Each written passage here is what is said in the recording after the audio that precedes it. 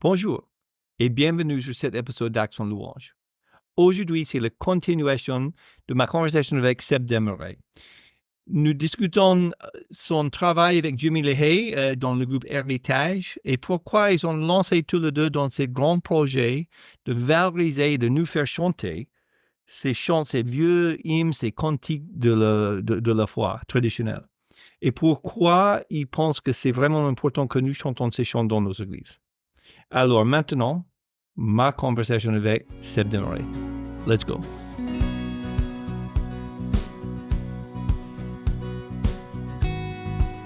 Mais j'étais en train de réfléchir un peu parce que ça fait longtemps qu'on se connaît au moins un peu. On s'est rencontrés. Je parlais avec Jimmy de ça quand il a fait le podcast. On s'est rencontrés quand tu as fait le truc à IBG pour Pâques. Ça doit être au moins 15 ans, quelque chose comme ça. 12 Je ans, crois que quelle année? la première participation à à l'IBG, c'était à Pâques 2010, si je ne m'abuse. 2010, donc 13 ans, j'étais pas loin. OK. Ouais, Ouais, on est 2004, ouais, donc, ouais.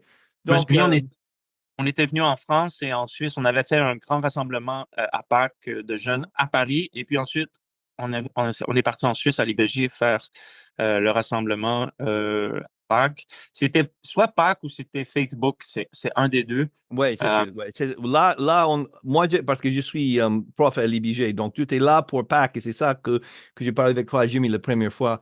ouais. Et Héritage, n'était pas encore sorti, non, je c'est crois. ça, c'est ça le point que j'essaie de mettre les choses en place. Donc, Eric, donc à ce point-là, tu n'as pas fait tu fais la musique plus contemporaine, musique que tu as écrit toi-même, plus, et c'était bien, mais c'était autre chose. Je pense que, et tu me dis si j'ai tort, mais je pense que vous êtes même plus connu, au moins en France, par les choses avec héritage, par les hymnes. Mais quand je parle de toi, c'est tout de suite des choses qui sortent par les gens. Et moi, avec mon job avec M21, je voyage dans beaucoup d'églises en France, un peu partout. Et la référence pour les hymnes, c'est vous, c'est héritage. C'est Oui. word Et, association is like direct, boom. Donc, ouais, puis, en fait, on n'a pas fait exprès, hein, tu sais, c'est des choses qu'on ne contrôle pas. ouais. Euh, ce projet, il est arrivé comme ça. C'est Jimmy et moi, on partageait, on avait ce désir. Bien qu'on, comme tu disais tout à l'heure, on faisait de la musique plus contemporaine. Ouais. Je fais un peu plus de musique de ma génération, si je peux le dire Mhm. ainsi. J'avais été on m'avait demandé à Montréal de faire un album live avec un album live de louange, worship, un bilingue anglais-français, Mhm. alors qu'on faisait un grand rassemblement, tout ça annuel. Et j'avais produit cet album Be the Change, soit le changement, qui était un album de louange live avec 1500 jeunes à Montréal, Mhm. anglais-français. Et donc l'album est sorti et j'en ai fait un peu aussi mon répertoire. Et j'avais aussi fait un album solo Searching, qui est un album plus, je dirais, pop, soft Mhm. pop rock Ouais, ouais. aussi, qui était plus des chansons à texte. Et j'avais fait aussi un petit maxi de 4 titres en français. Avant ça, j'avais la période plus leader louange où j'avais fait des albums comme Expression de louange, des albums aussi où je chantais avec Luc Dumont sur des projets de la relève, des artistes de la relève au Québec. Donc, je commençais à me faire connaître, en fait, avec Mhm. ces projets.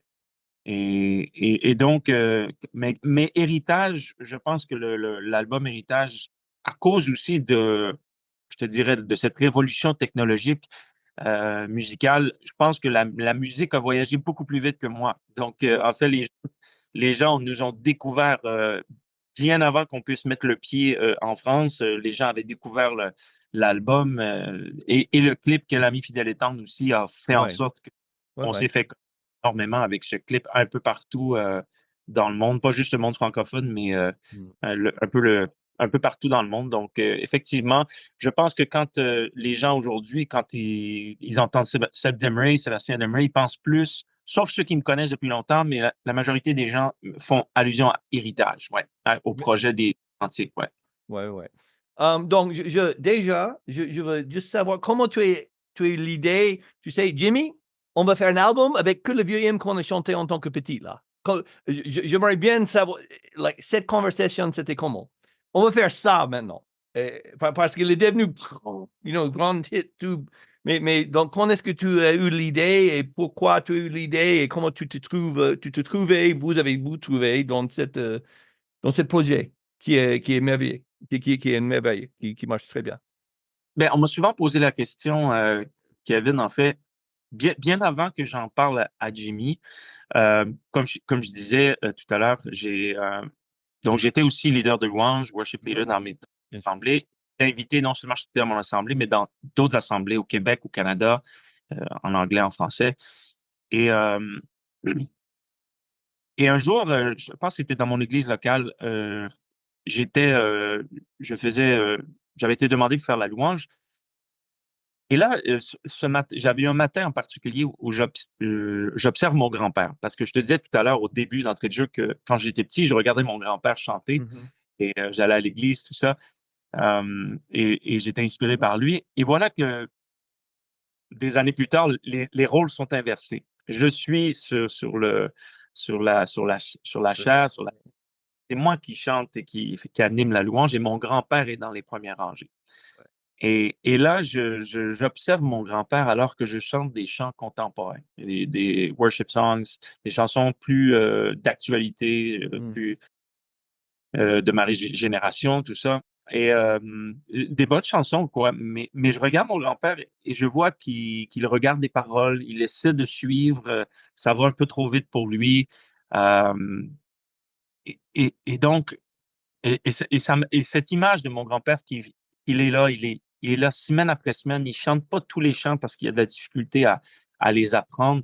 Mm. Euh, les chants nouveaux, il y en a souvent, il y en a beaucoup, et donc je le vois mais il vient, il est là, fidèle, semaine après semaine, et de temps en temps, il lève la voix comme ça dans les moments de prière, il élève la voix et il encourage les gens avec une parole d'encouragement, et pour moi, ça me touche.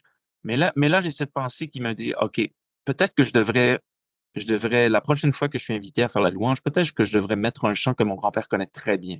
Mm. Euh, et donc, voilà que lorsqu'on me demande de refaire la louange quelques semaines plus tard, je décide de prendre un chant que mon grand-père connaît très bien. Et c'est le chant Parce qu'il vit, je n'ai rien à Mhm. craindre. Ouais, ouais, euh, et qui est c'est pas un vieux cantique, c'est un cantique des années 70, mais c'est ouais, un cantique que mon grand-père connaît très bien.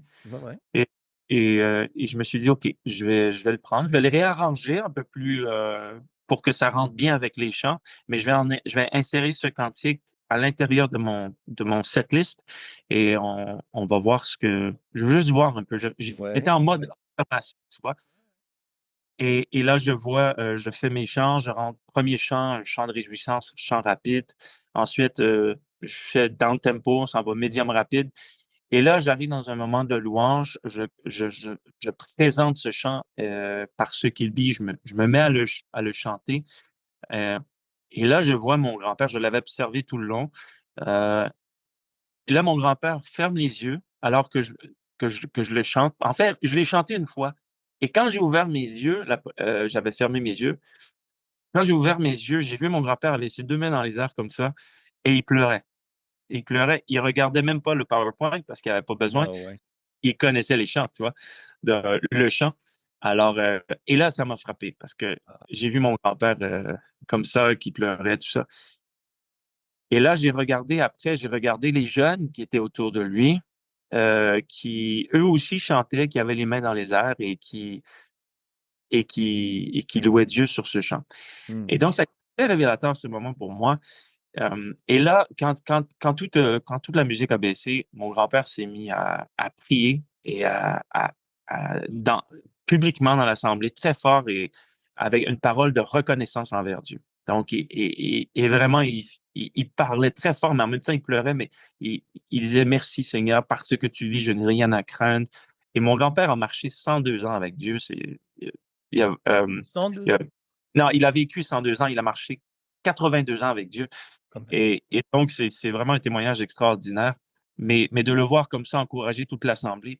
Et en fait, quand tout a été terminé, je suis allé voir mon grand-père. Et là, il s'est mis à me raconter son témoignage. Je le connaissais, tu sais, les grands-parents, c'est ce qu'ils font, ils racontent la même chose tout le temps. Et là, voilà qu'il me raconte son témoignage. Il dit, tu sais, Sébastien, quand je donné ma vie à Dieu, puis là, il dit, il part. Et là, j'ai compris que le cantique avait comme euh, je ne sais pas c'est quoi le mot là en français, trigger en anglais on dit, mais ça a Ouais. déclenché, je pense, c'est ça le Et mot. déclencher quelque chose là, ouais. Ouais, exactement. Ça a déclenché en lui ces souvenirs et cette nostalgie de ce premier amour, ce moment où j'ai donné ma vie à Dieu, cette conversion. Et là, il s'est mis à me raconter tout ça. Et, et ça a été pour moi très révélateur. Je me suis dit, OK, j'ai dit, c'est très important pour moi, en tant que leader de louange, que je prenne conscience des gens qui sont représentés dans l'Assemblée. Il y a des personnes âgées ou il y a des jeunes, il y a Ouais. des moins jeunes personnes de tous les backgrounds, de toutes les ethnies aussi. Il y a beaucoup de frères et sœurs de l'Afrique, des Antilles, de l'Europe de l'Est. Donc là, je me dis, c'est important de quand on sert justement dans le ministère de louange, qu'on prenne connaissance aussi de ça, de qui est dans notre Église. Et pour moi, c'est là que ça a parti.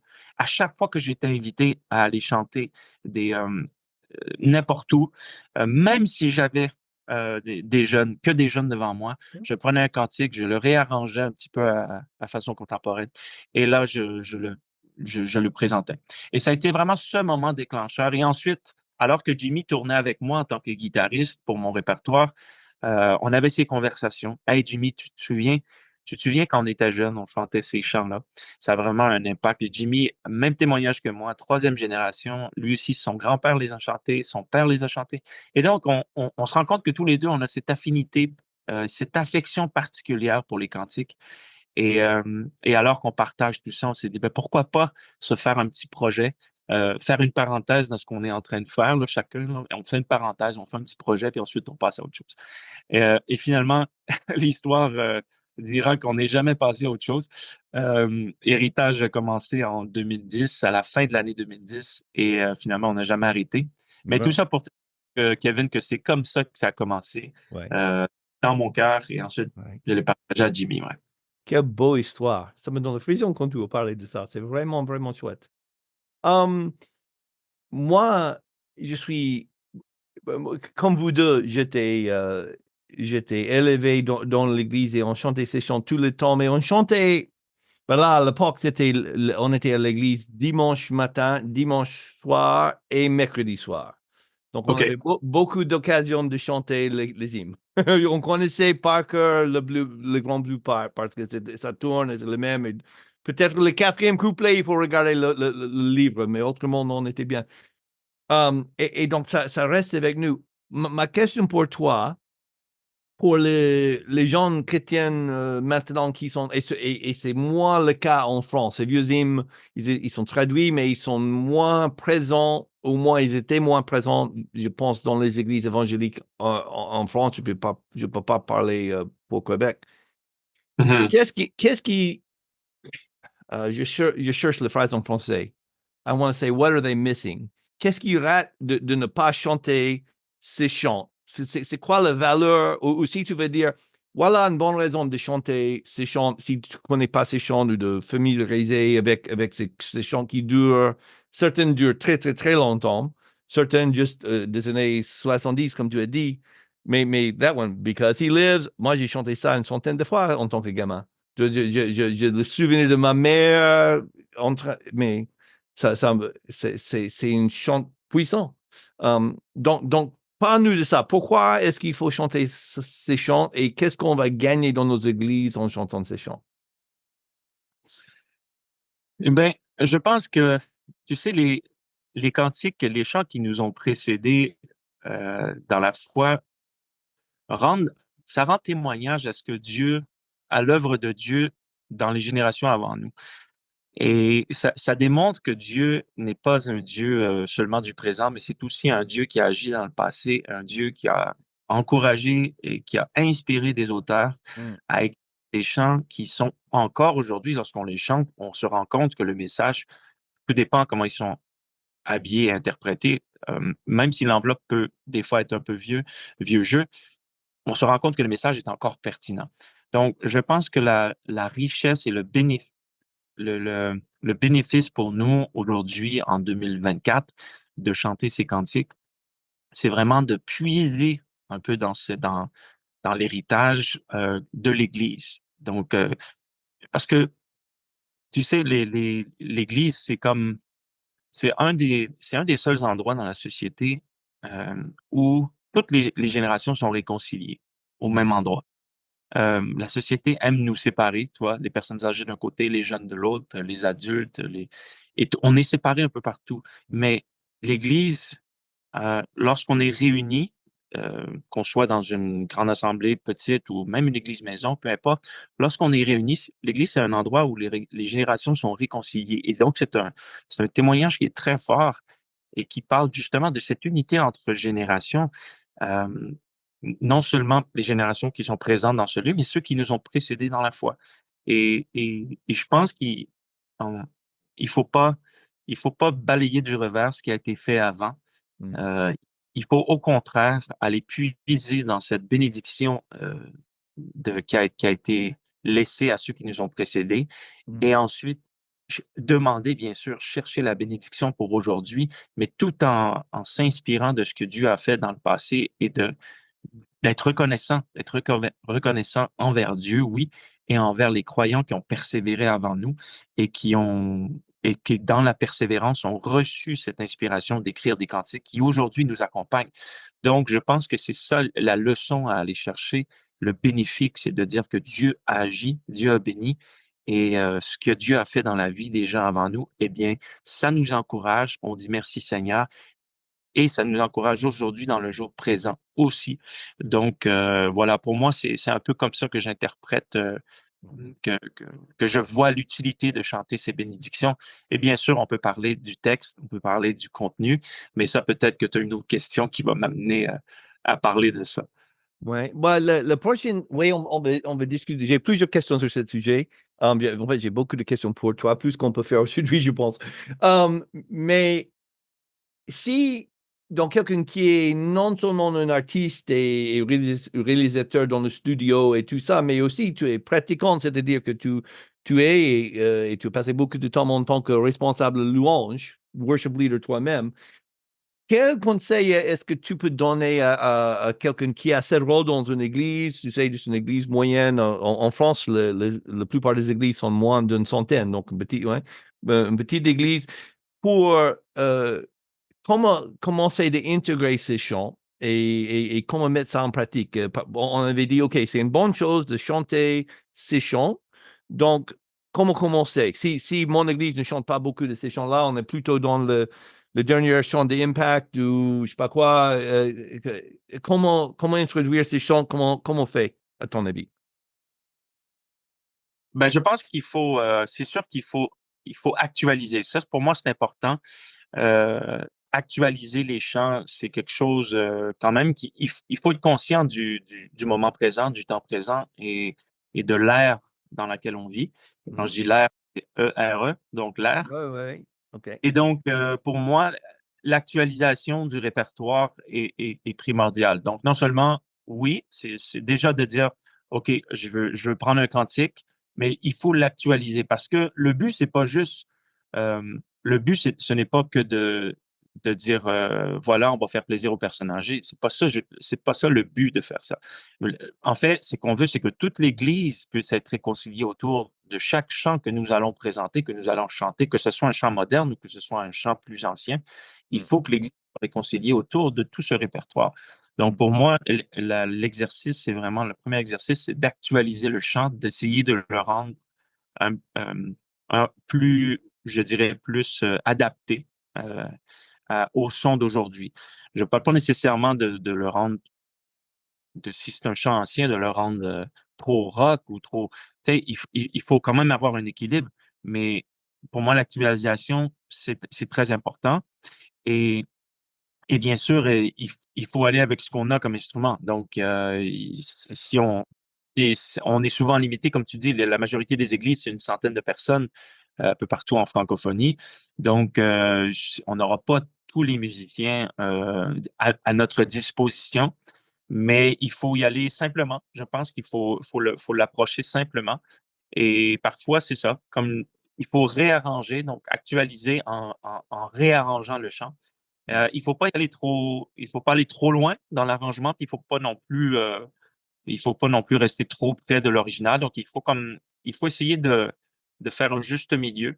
Mais pour moi, le plus important, c'est vraiment de respecter la mélodie. Ça, c'est quelque chose qui est très, très fort. On peut parfois jouer un peu dans certaines choses, certaines lignes mélodiques ou rythmiques, mais pas trop, parce que je pense que c'est plus bénéfique d'actualiser l'arrangement que de changer la mélodie. Euh, et donc, pour moi, parce que le but, c'est que, bien sûr, les gens qui les connaissent puissent les chanter à haute voix sans regarder les paroles. Ouais. Et puis que les nouveaux, la jeune génération, les gens qui ne connaissent pas les cantiques, puissent aussi les apprendre. De façon générale, les cantiques sont mélodiquement bien construits pour qu'on puisse s'en rappeler. C'est un peu comme ça, les cantiques, ils étaient faits sur des airs très communs, très faciles à chanter, comme aujourd'hui d'ailleurs. Le saut d'intervalle était peut-être un peu plus conséquent à l'époque. On n'avait pas peur de faire un octave ou de même d'aller faire une septième lorsqu'on créait des mélodies. Par exemple, le refrain de Dieu Tout-Puissant, de tout mon œuvre. On fait vraiment l'escalier de la triade majeure. Et donc, on n'avait pas peur de faire des intervalles comme ça, des sauts d'intervalles. Mais musicalement, ça reste dans la tête. Tu vois, ce genre de mélodie où est-ce qu'il y a des sauts et tout ça, ça reste quand même dans la tête. C'est facile à retenir. Donc, pour moi, la mélodie, on n'y touche presque pas. Donc, on peut actualiser la musique, la progression harmonique, mais la mélodie, on n'y touche pas. Le moins possible. Ouais. J'avais remarqué ça chez vous, même quand vous faites une relooking, ben, certains hymnes, vous faites un peu plus que certains autres. Maintenant, vous avez combien d'albums? C'est 3 albums, Héritage, ou 4? Héritage, on a 4 volumes. 4 volumes, c'est ça. Avec plus les albums de Noël et tout ça, mais on a... Oui, je sais que ça. Ouais. Exact. On a environ une soixantaine de chants réarrangés, tout ça. Ouais. Donc, certains où est-ce qu'on est resté très fidèle, d'autres on a un peu dans la mélodie. Ouais.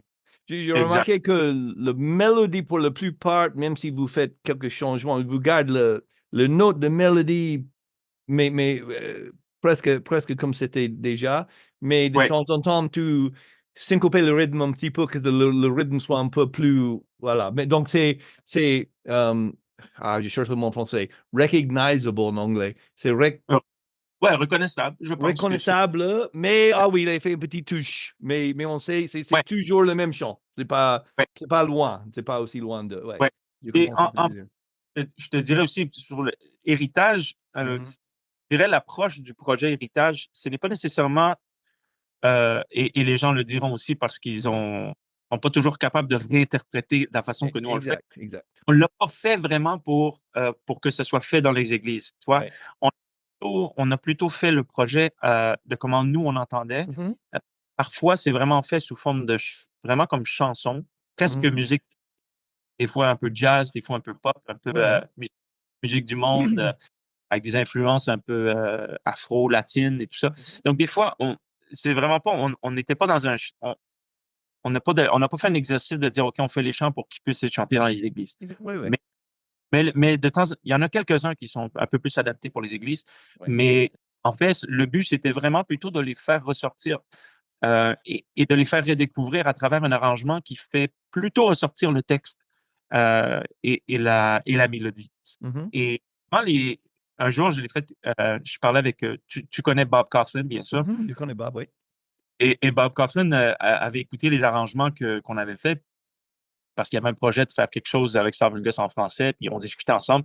Puis là, il écoutait un peu les arrangements qu'on avait fait. Il dit, ah ouais, il dit, toi, tu les aurais arrangés, mais un peu plus de chansons, tu vois, un peu plus de forme de chansons, tu sais. Et là,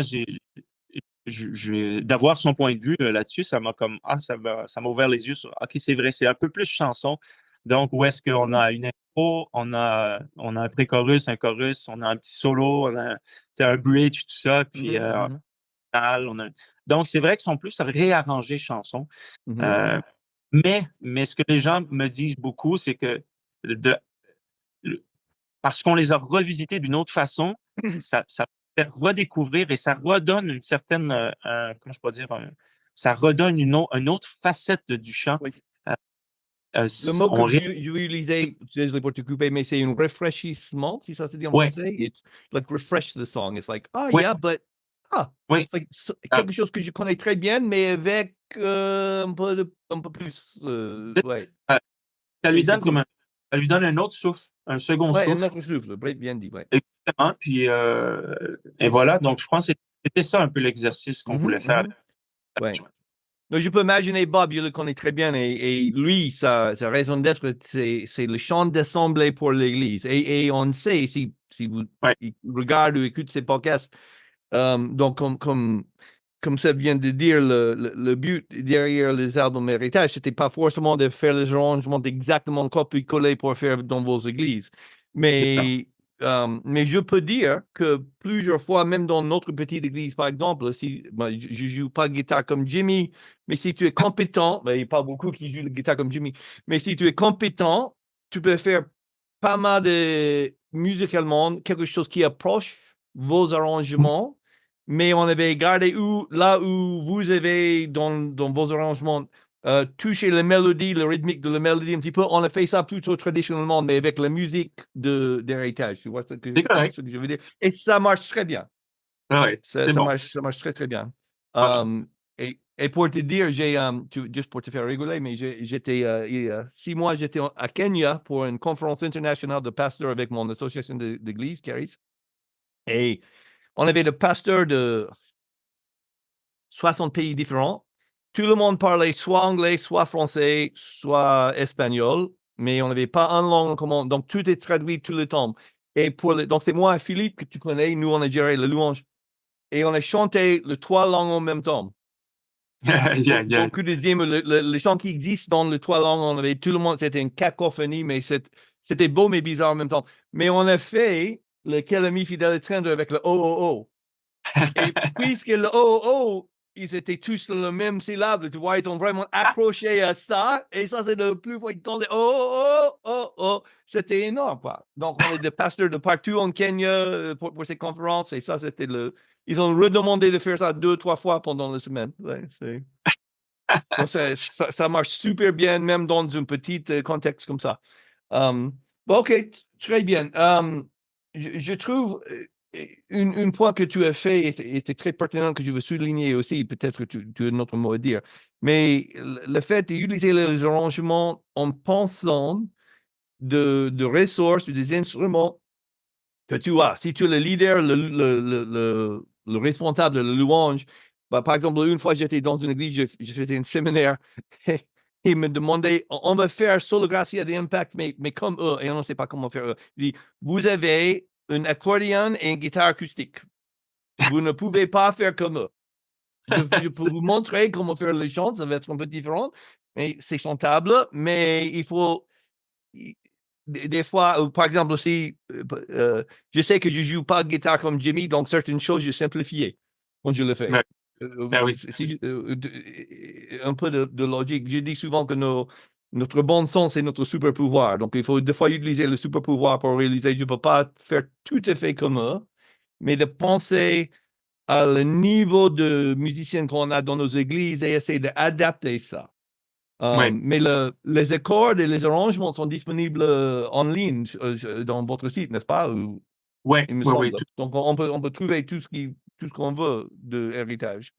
oui, exactement. Ben, ce que tu dis, ça me fait réfléchir à quelque chose. Quand on, tu sais, le livre de Keith Gaddy et Christine sur Sing, euh, Chantons.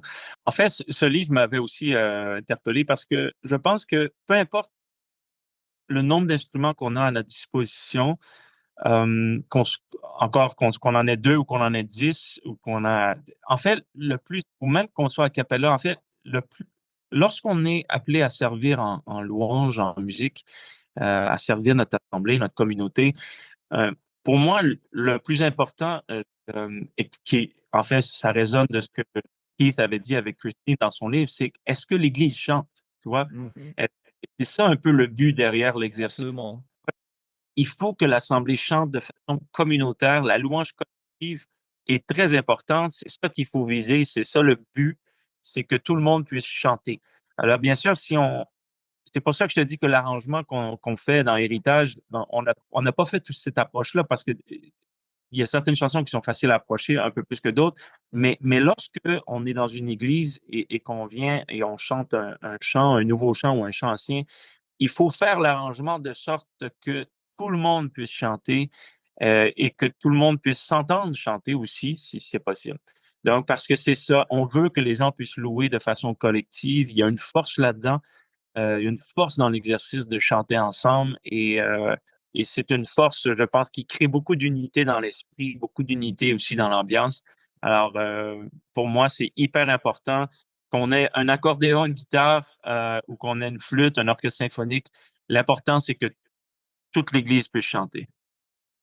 Donc, voilà le livre qu'il parle, c'est Chantant, ça s'appelle. Et c'est en anglais, c'est Sing, mais c'est par Keith Chrétien-Getty. Si vous connaissez pas qui c'est, Keith Chrétien, ils ont écrit plusieurs chants chrétiens. Le plus connu, c'est En Jésus, Sol et mon espoir. C'est fort probable que vous avez chanté ça dans vos églises. Et donc, c'est une chant sur le chant de l'église, le chant en commun qu'on fait quand nous sommes ensemble pour une culte. C'est un très bon livre. Et toi, tu as fait l'intro pour celui-là, n'est-ce pas? Ou quelque chose que tu as écrit? On m'a demandé d'écrire la préface du livre. C'est ça. Ouais. Ouais, ouais. Um, Très bonne remarque. OK, maintenant, j'ai une autre question pour toi. Donc, on a parlé des hymnes, ils sont profitables, ils sont bien, ça touche les générations. Moi, j'ai remarqué aussi que les jeunes, ils aiment aussi le vieux hymne une fois qu'ils le connaissent, mais souvent, c'est juste qu'ils ne connaissent pas, mais ça touche tout le monde. Mais il existe beaucoup de hymnes.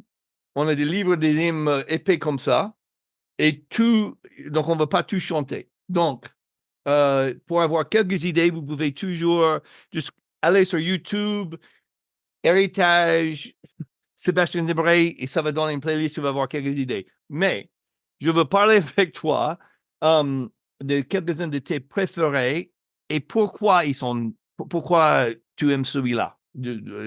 Pourquoi moi j'ai quelques-uns qui sont mes préférés, je sais exactement pourquoi. Des fois c'est où j'étais quand j'ai chanté ça, mais pour toi, Seb, qui est quelqu'un de très connu ou très associé, on veut dire, avec les hymnes, quel, quels hymnes sont tes préférés et pourquoi?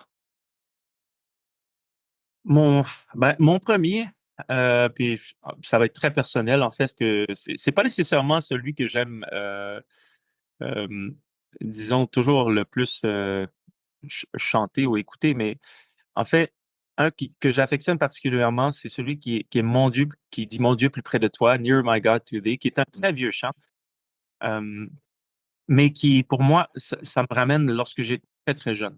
Mhm. Et j'avais mon grand-père devant moi qui chantait Mon Dieu plus près de toi. Et le couplet qui m'interpellait le plus, c'est le dernier. Euh, quand ça dit Pèlerin, bon courage, ton Euh, chant brave Bravo, l'orage. Laura, tu vois.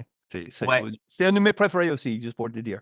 Et comme ce mot, j'étais jeune, je me disais, pèlerin, c'est quoi un pèlerin? Et j'avais été voir mon grand-père, mais je lui avais demandé. J'avais dit, grand-papa, c'est quoi pèlerin? Et là, mon grand-père m'a expliqué que lorsqu'on est un chrétien, on est un pèlerin et on est sur un pèlerinage et jusqu'au jour du retour du Seigneur. En fait, on est dans une marche, euh, a journey, Mhm. c'est l'aventure qu'on a avec Dieu et ce pèlerinage. Et voilà, pèlerin, alors que tu vas marcher, et des fois, il va faire beau, il va y avoir le soleil, et des fois, il va y avoir l'orage. Tu vois? Dans ta vie, tu vas avoir toutes sortes de saisons. Et lorsque tu chantes, alors que tu es justement dans cette période de l'orage, cette période difficile de ta vie, ben, c'est un peu ça que ça nous parle. Dieu va être près de toi malgré que tu seras dans cette période un peu plus sombre peut-être. Donc, pèlerin, bon courage, ton chant brave l'orage. Et mon grand-père me l'a dit, j'ai pas tout compris sur le coup, sur le moment, mais lorsque j'ai vieilli et que j'ai justement, je parlais avec Jimmy, on s'est posé la question, Jimmy et moi, c'est quels sont nos chants préférés tous les deux? Et moi, tout de suite, c'est lui qui est sorti. Mhm. Parce que là, j'avais beaucoup plus de marche chrétienne, j'avais beaucoup plus de compréhension aussi du texte et bien sûr de la foi chrétienne. Et alors que je revisite ce chant et qu'on enregistre l'album en 2010, euh, là, ce chant, il y a une toute autre signification pour moi parce que maintenant, je sais ce que ça veut dire. Et donc, ça, pour moi, c'est un de mes chants préférés, celui-là, Mon Dieu, près de toi. J'aime beaucoup aussi Compte les bienfaits de Dieu. Mhm. Ça aussi, c'est un chant que j'apprécie beaucoup, qui nous rappelle que dans la vie de tous les jours, m- malgré que c'est ça, on peut avoir des périodes un peu plus difficiles, euh, eh bien, il faut se rappeler que Dieu aussi nous a comblés de belles choses et des bontés du Seigneur qui soient nouvelles à chaque matin. Et il faut se rappeler des bonnes choses. Et c'est pas juste un chant qu'on chante avant de manger. Je sais que beaucoup le font avant de manger. Ouais, ouais, ouais. Moi, je voulais le revisiter de sorte qu'on apprécie plus le texte, non seulement dans un contexte de nourriture, mais dans le sens. Le deuxième, ou c'est le troisième plutôt, si tu perds dans le voyage, encore une fois, cette notion de voyage, si tu perds dans le voyage plus d'un cher et doux trésor, pense au divin héritage qui là-haut te reste encore. Mm, Donc ça, ce sont des paroles puissantes pour moi que j'aime prononcer, que j'aime chanter mm. dans ce chant. Et c'est drôle parce que beaucoup de gens francophones pensent que le chant a été écrit originalement en français, mais c'est un cantique anglophone. Mhm. C'est Count Your Blessings. Mhm. Et c'est tellement bien écrit en français qu'on a l'impression qu'il a été C'est écrit c'est- par. c'est super bien fait en français, oui. C'est une des meilleures traductions de vieux hymnes. Bon, Count Your Blessings, moi j'ai chanté tout petit en école du dimanche, quoi. Count, name them one by one. Voilà. Mais c'est beau et ça, votre arrangement de ça, on a fait dans notre église. Ça marche très bien en assemblée. Ouais, il était un peu plus accessible aussi à faire. Et puis, j'ai un chant aussi que si jamais vous avez par exemple, vous avez juste une guitare ou vous avez juste un piano, ou peut-être si vous avez juste un piano, vous pouvez revisiter aussi des chants, par exemple, J'ai soif de ta présence, chaque Mm. jour à chaque heure, j'ai besoin de toi. C'est très facile à faire avec juste un piano. Ou encore, à la guitare, moi j'aime beaucoup ce chant qui dit chaque instant de chaque jour qui passe. Ça aussi, c'est un chant que j'aime beaucoup. De nature, j'ai une personnalité un peu mélancolique Mm. et j'aime être capable de pouvoir ce côté d'introspection. Et lorsque ça va pas, de vraiment de me renfermer sur moi-même et de méditer sur, OK, qu'est-ce qui va pas? Et dans ces moments-là, vraiment m'accrocher à Dieu. Je suis quelqu'un de mélancolique à la base, donc des chants comme ça qui nous parle justement que Dieu est là dans l'épreuve, dans les moments difficiles. C'est aussi pour moi vraiment des chants que j'affectionne particulièrement. Très bien. OK, bon, on va continuer un peu dans cette même ligne, mais pendant que tu étais en train de parler, j'ai pensé à notre ami Bob. Donc, il a fait cette podcast, il y a plusieurs mois maintenant, mais une chose qu'il a dit, que je me souviens très bien, il a dit, et je pense il a volé ça de quelqu'un d'autre, mais il y a trois choses qui doivent nous informer sur le chant qu'on chante en assemblée. Il faut chanter le chant que votre église peut chanter, chanter le chant que votre église aime chanter. Et le troisième, et peut-être le plus important, il faut chanter le chant pensez au chant que votre église devrait chanter. The songs that you should be singing. Ouais. Mhm. Je dis en anglais pour vérifier que je dis correctement. Um, donc, pour moi, beaucoup de ces hymnes tombent dans cette catégorie-là. Donc, non juste seulement tes préférés, mais on va juste continuer dans si tu veux me dire, tu sais, ton église devrait chanter celui-là. Et le raison parce que si on chante, pour moi, on chante une chant pas juste une fois, on chante pendant l'année. Et une chose que j'enseigne quand je fais les ateliers dans les églises, c'est d'avoir un répertoire où on chante. Si tu chantes une fois dans l'année, est-ce que c'est très utile? C'est mieux d'avoir un répertoire de chants très riche qu'on apprenne et on connaît au moins un peu par cœur, comme on avait dit quand on était petit, on chantait ces chants tellement que son grand-père, il connaissait, parce que je vis, ouais, parce que tu vis. Dans quel chant des hymnes est-ce qu'on notre Église devrait chanter pour nous nourrir, pour nous équiper dans notre marche chrétienne, dans notre foi? Voilà. J'ai le droit à combien de chants? Vas-y, on roule. Mais Ben écoute, donne-moi 5 ou 10. écoute, non, non, non, non, mais je pense que ça va avec une thématique. Toi, OK. il faut, pour moi, c'est important aujourd'hui, en 2024, de chanter l'amour de Dieu. Pour moi, c'est OK. important parce que beaucoup de gens, beaucoup ont cette fausse conception que Dieu est un Dieu qui châtie, Dieu est assis sur un nuage et puis il envoie des méchancetés, des éclairs à ceux qui sont pas gentils. Euh, et pour moi, c'est cette notion de l'amour de Dieu est très importante. Donc, moi, j'aime beaucoup ce chant The Love of God, l'amour de Dieu. L'amour de Dieu, ouais. On l'a été sur Héritage volume 2. Pour moi, ça, c'est un chant très, très puissant et qui est bon de chanter parce qu'il est bien écrit aussi. Il est très poétique. Donc, à la fois, une belle poésie, euh, une belle mélodie aussi, qui est très facile à retenir, mais qui est très puissante lorsqu'on arrive dans le refrain. Si on le prend dans une bonne tonalité où est-ce que les hommes et les femmes sont capables de pousser un peu, là, ça crée quelque chose de très bien dans l'amour de Dieu. C'est vraiment un cantique que j'aime beaucoup. Si fort, si tendre, est un amour sans fin. Tel est le chant que font entendre les anges et les saints. Donc, c'est très beau, c'est très simple. Et ensuite, les couplets, on développe un peu plus. On va dans l'image, on va dans la métaphore, on va dans la poésie. C'est très beau. Mais c'est à la fois très beau et très puissant. Donc, soit pour moi, l'amour de Dieu, c'est un must. Dieu Tout-Puissant, je trouve que bien sûr, c'est une brique de fondation de notre répertoire. Il faut toujours le chanter. C'est un peu l'histoire de Dieu, la création, jusqu'à ce jour d'espérance dans le ciel où nous allons chanter la gloire de Dieu. Donc, je pense que c'est une belle histoire résumée en quelques strophes. Le chant aussi En Jésus seul, In Christ Alone, dont tu parlais tout à l'heure, de Keith et Christine Getty, qui est un cantique moderne, mais qui pour moi est un cantique qui est intemporel, qui est très bien écrit et qui aussi nous raconte un peu cette, euh, cette histoire de Dieu, mais cette histoire qui tourne autour de Jésus.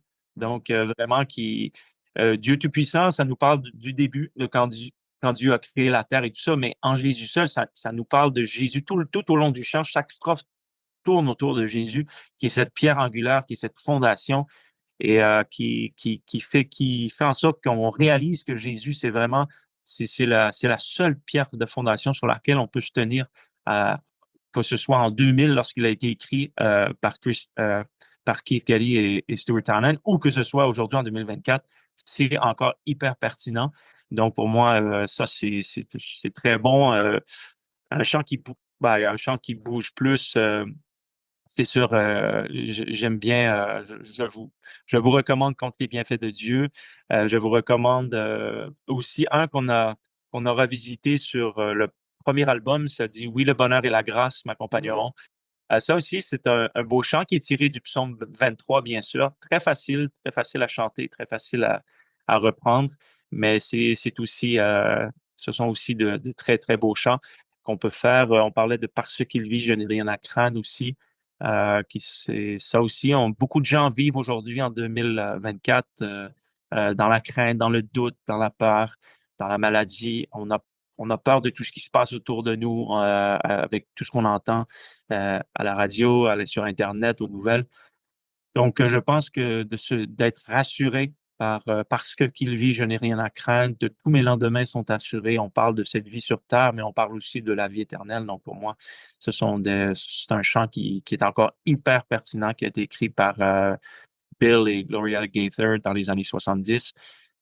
Donc, ça, c'est très, très beau. Un chant très simple aussi, Chercher d'abord le royaume de Dieu, c'est un chant hyper simple, mais tu sais, quelqu'un m'a dit un jour, Kevin, si tu chantes les Écritures, tu ne peux pas te tromper. Donc, Amen. fait, quand tu chantes Chercher d'abord le royaume de Dieu, c'est très simple, le refrain est très rassembleur, mais le couplet, voilà, c'est la parole de Dieu, c'est dans Matthieu, Chercher d'abord le royaume de Dieu, et ça, pour moi, c'est vraiment un must. C'est un petit cœur, un petit cantique très court, mais qui en dit long, qui en dit que, voilà, des fois, on est distrait, on cherche plein de choses et on demande plein de choses à Dieu, et Dieu nous demande tout simplement, occupe-toi de mon royaume et moi, je vais m'occuper de toi. Tu vois, tout ce que tu as besoin, je vais te le donner par-dessus. Donc, c'est simple, mais c'est hyper percutant. Donc, voilà quelques petits conseils comme ça que je peux vous lancer. Non, mais c'est excellent, excellent. Bah, Seb, c'était une grande. Je peux discuter avec toi encore 2 heures, mais ça fait déjà presque 1 heure et demie, donc je pense que je ne vais pas trop abuser de ton gentillesse. ta gentillesse. Mais est-ce que tu as un dernier conseil? Si tu veux donner une mot de conseil pour les gens qui sont les responsables de louanges dans les églises, euh, une raison pour laquelle j'ai fait, par exemple, le livre que j'ai fait avec Philippe, c'est parce que j'ai vu beaucoup de gens qui ont le titre responsable de louanges dans leurs églises. Pas toujours le meilleur guitariste ou le meilleur pianiste, mais fidèle, il veut juste faire, ils étaient demandés par quelqu'un, par le pasteur, est-ce que tu peux faire ça? Oui, ok, je vais faire mon meilleur, mais je suis pas Seb mais je vais faire comme je peux. Quel conseil est-ce que tu veux donner à les gens qui écoutent ce podcast, ça c'est leur ministère dans leur église et c'est comme ça qu'ils essaient de servir? Et je te donne un truc blanc, tu peux dire ce que tu veux, mais quel mot est-ce que tu veux dire à cette personne-là? Moi, le premier mot que je veux dire, c'est qu'il faut toujours se rappeler, premier, c'est que nous sommes au service. OK, pour ce qu'on fait, c'est un service. On est là pour servir. OK, c'est important on, euh, tu sais, on n'est pas là pour se servir de la plateforme ou se servir de l'Église pour se promouvoir personnellement. Je pense que c'est vraiment, il faut avoir cette attitude de servir l'Église. Ça, c'est hyper important, qu'on soit musicien professionnel ou chanteur professionnel ou amateur, il faut avoir ce cœur de serviteur pour servir notre Église. Ensuite, je dirais, si tu joues de la guitare ou si tu joues du piano ou si tu joues d'un instrument, et là, je m'adresse au leader louange, je te dirais, essaie de perfectionner autant que tu peux avec les moyens que tu as d'avancer. Maintenant, on a tous les outils nécessaires à disposition avec Internet. On peut avancer, je te dirais, juste t'encourager. Si tu connais 4 accords de guitare, ben, je te propose d'en apprendre un par semaine, un nouvel accord de guitare par semaine, et ça va prendre quelques semaines et tu vas pouvoir jouer, au lieu de jouer 20 chansons, tu vas pouvoir en jouer 100. Donc, peut-être juste de te donner un défi, mais un défi réaliste, des défis à court terme qui vont faire en sorte que tu vas pouvoir réaliser des objectifs à long terme. Donc, juste d'être motivé dans tes défis et de vouloir perfectionner. Vraiment, vas-y à ton rythme. Donne-toi pas des objectifs inatteignables, d'essayer évidemment, de faire de toi un Dan Hutton ou un Sébastien Korn, ou pas besoin, ou un Jimmy Lahaye. Vas-y réalistiquement. Et aussi, regarde qui est dans ton assemblée. Regarde qui représente ton assemblée. Et ça devrait t'aiguiller, ça devrait te diriger dans les chants que tu vas présenter. Pour moi, c'est hyper important qu'on puisse servir les gens qui forment notre communauté, et de la bonne façon, de les servir de sorte que ça va les rejoindre eux. Parce qu'on veut les interpeller, on veut que les gens participent. Je disais tout à l'heure, on veut que les gens chantent. Alors, il faut vraiment prendre connaissance et conscience de qui est devant nous, qui est dans notre assemblée, combien j'ai de jeunes, combien j'ai de familles, combien j'ai d'enfants, combien j'ai de personnes âgées. Et tout ça devrait nous aider à choisir notre répertoire et de savoir comment on approche aussi nos cantiques, comment on les arrange de sorte que tout le monde puisse chanter et que ça rejoigne tout le monde aussi. Donc, pour moi, c'est très important. Je ne suis pas, bien sûr, j'ai fait ce projet héritage parce que j'aime les cantiques, mais je ne suis pas non plus un militant que pour les cantiques, tu vois. Pour moi, c'est l'important dans l'Église, c'est qu'il y a un équilibre. On apprécie ce que Dieu a fait dans le passé et le répertoire qu'on a reçu de ceux qui nous ont précédés, mais aussi chaque génération doit écrire ses propres chansons parce qu'un jour, ce que nous, on écrit va bénir la génération qui arrive après. Donc, je pense que c'est important qu'on ait un équilibre et qu'on soit bien balancé dans notre façon d'apporter la louange, d'avoir des chants qui parlent, bien sûr, qui est un bon contenu théologique, mais aussi d'avoir des chants parfois qui sont un peu plus légers je dirais, dans l'étoffe du texte, mais qui ont quand même une vérité très forte. Et ce que tu disais tantôt de ce que Bob Kauflin a dit, je trouve que c'est hyper pertinent. Ce qu'on aime chanter, ce qu'on peut chanter, mais ce qu'on doit chanter aussi, on peut se poser cette question. C'est très important. Donc, ça, c'est les conseils que je peux vous donner. Donc, voilà, j'espère que je n'ai pas trop parlé, Kevin. Non, c'était super. Non, Assez. nickel. Non, mais honnêtement, j'aime bien discuter avec toi juste en général. Je peux passer beaucoup plus de temps, mais je pense que je ne vais pas trop trop abusé ta gentillesse. Vraiment, Seb, merci beaucoup d'avoir nous accordé cette temps. C'était vraiment précieux et j'espère que ça peut aider les gens dans nos églises en francophonie d'avoir une regard un peu plus profonde surtout sur les hymnes et pourquoi c'est bien de chanter la richesse de ces chants pour comment intégrer ça dans nos cultes et ce conseil la dernière, j'ai trouvé excellent. Donc, vraiment, merci pour le temps. Merci d'avoir passé ce temps avec nous. Et pour vous qui nous regardent et qui nous écoutent, merci d'avoir passé ce temps avec nous aussi. À la prochaine et ciao.